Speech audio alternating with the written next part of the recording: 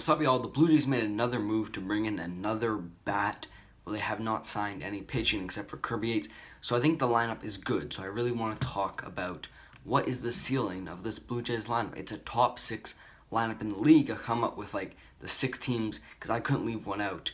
Who I think have the best lineups in baseball. The Blue Jays probably have in the 20 to 30 range pitching, so we need to address pitching. So we're going to talk about the Blue Jays, but pretty much just the offense. We're going to leave the pitching out because I'm sure they're going to make a couple more moves in the offseason, because you can't go in to next year with just Hyun-Jin Ryu, Pearson, and then like Rourke, Stripling, Robbie Ray. So I'm just going to talk about the lineup today, and let's get into it. The way I want the lineup to look consists of George Springer leading off. There's some talk he might bat third or fourth because he is the best hitter in the lineup, and that's usually where you want them. But he's about to lead off his entire career, and now with Semien behind him, it might give him some protection. And then the rest of the guys that have been on the team for the past couple of years. So Springer, Semien. I want Bo batting third, which is interesting. He was batting leadoff, and then he got hurt when he came back. Beigio had taken the leadoff spot because Beigio gets on base at a very good pace.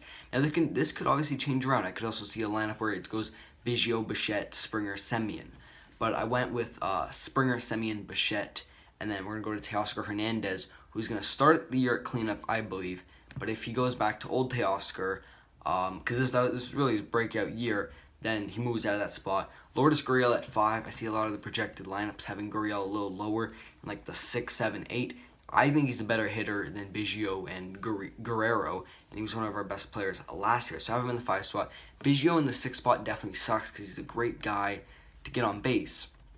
I just don't know how to fit him in this the top 3 spot for him, because you have Springer, Semien, and Bichette. He's also one of our 2 lefties in the lineup, so you probably want him batting second. But then I guess you could also work Springer, Beigio, Bichette, Semien, Hernandez, Gurriel, and then we're gonna have Guerrero batting 7th, Rowdy Tellez batting 8th, and Danny Jansen batting 9th. Rowdy Tellez had a breakout 2020, but then he got kind of hurt towards the end.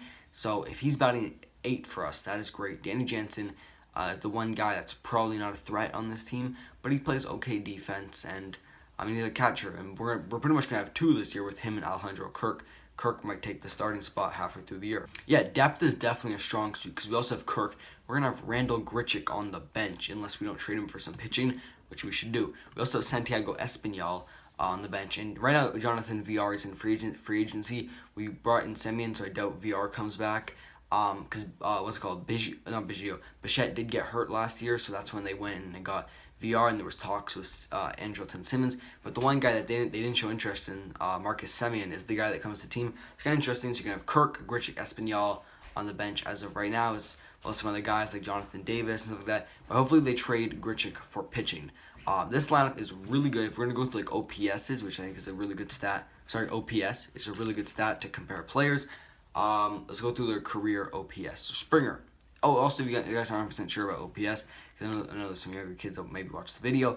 OPS is on-base percentage plus slugging, and a way you can see how good a player is. If a player is batting from 700 to 800, they're like average. 800 to 900 is like really good. 900 to 1,000 is like all-star level, and 1,000 plus is like elite. Only like the greatest players have career. Well, I don't know how many people have career OPS.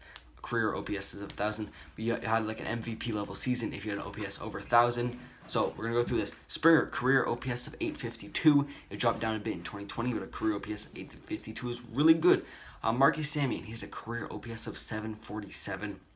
That's not very good, but he had 892 in 2019, which was the year he finished 3rd in MVP voting. So really close to that 900 level, which is that like elite all-star level OPS.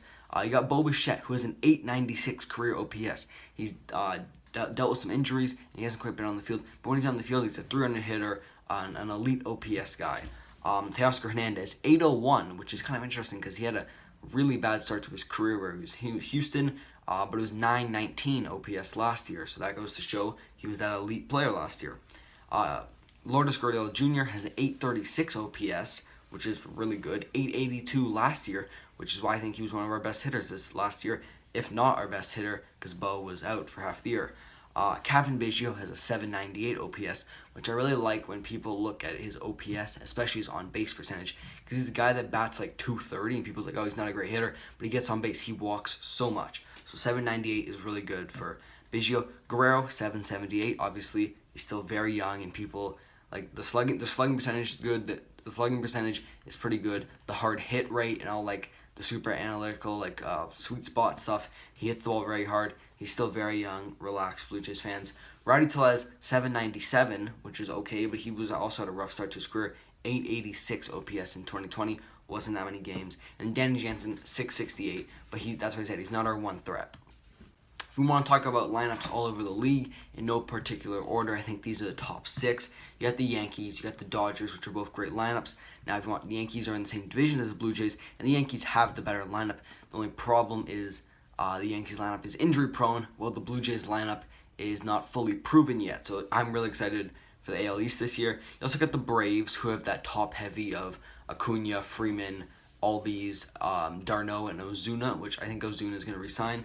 You get the Padres, obviously, Tatis and Machado, and then I guess some other guys like Cronenworth and Pham and all that stuff.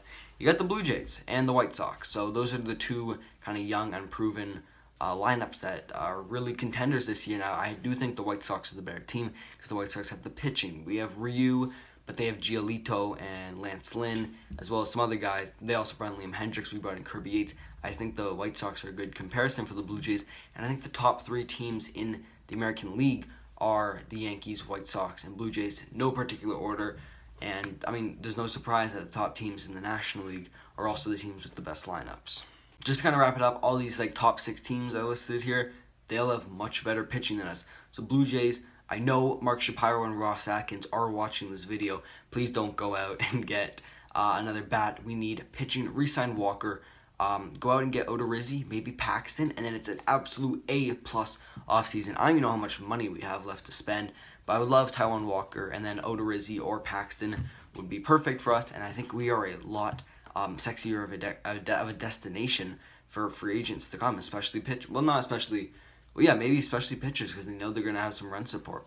So I think we're going to wrap up the video. Let's go Blue Jays. I can't wait for this year. It's going to be a lot of fun. Too bad this is the year we don't really have fans, and we're probably going to be in Florida, but this team is built for the future. All the young guys are locked up. Springer's locked up for 6 years. We did bring in Yates and Semien for 1 year. I have a feeling Yates is going to have a bounce-back year and re-sign here. Semien, 1 year, 18 mil. It's practically just a 1-year rental. So if you guys enjoyed the video, this is a longer video. I've just been kind of doing free agent videos. It was nice to just kind of talk and ramble. My next video is going to be who wins the NL East, Braves or Met, and that NL East is stacked. So look forward to that. Like, subscribe, comment, and I'm out. Peace.